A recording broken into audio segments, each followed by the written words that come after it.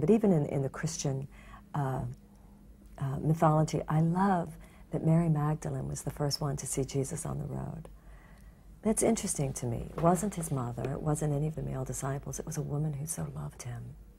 And I think that the meaning here, there's a deep meaning about the romantic consciousness here. It wasn't just that Jesus appeared to Magdalene, it was that Magdalene had the eyes to see him.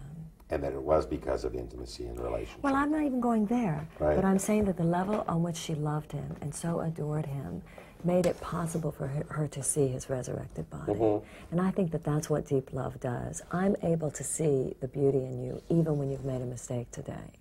That I'm able to see what you're capable of and to focus on what I know you're capable of and focus on what I know your dreams to be and to share those dreams with you and to support you in those dreams, even on the days when you obviously fell flat on your face today and they don't want you for the job and they're not going to give you the promotion.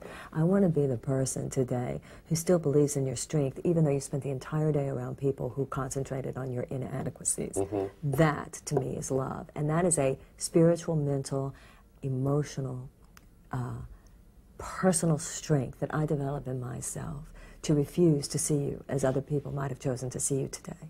That's commitment to me. That's what the commitment is. Otherwise, what am I doing? I'm waiting to see whether you strike me as good enough today. And I'm going to take my clues, I'm going to take my cue from the way other people perceived you today. To me, that's the sanctuary of love. That's the sanctuary of intimacy. That in this place, you're seen in your glory. In this place, you're seen as in your potential at all times, even when you haven't actualized it on any given day, and who does? Mm-hmm. I'm fascinated by the story of Isis and Osiris in the ancient Egyptian religion. Isis and Osiris were brother and a sister, and they were beloved. And their wicked brother Seth murdered, of course, Osiris. And Isis, because she's a goddess and because she's deeply in love with Osiris, is able to lift him from the dead. I think that's extraordinary. That means that the goddess not only gives birth, which Isis does, because on the night that she brings Osiris from the dead, they make love and conceive a child. So clearly part of the goddess is that she gives birth to a child. But the other aspect of the goddess is that she gives rebirth to the man she loves.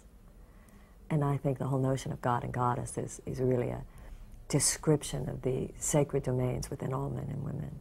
And the fact that the goddess not only gives birth, but gives rebirth. I think that's what romance is, a kind of psychic rebirth. When I hold a baby in my arms, for me to see the innocence and the beauty in the baby is relatively easy to do. Mm-hmm. But by the time you're a certain age, particularly, the person who comes to you, who lies in your arms, by definition, is somewhat psychically wounded from having lived in this world.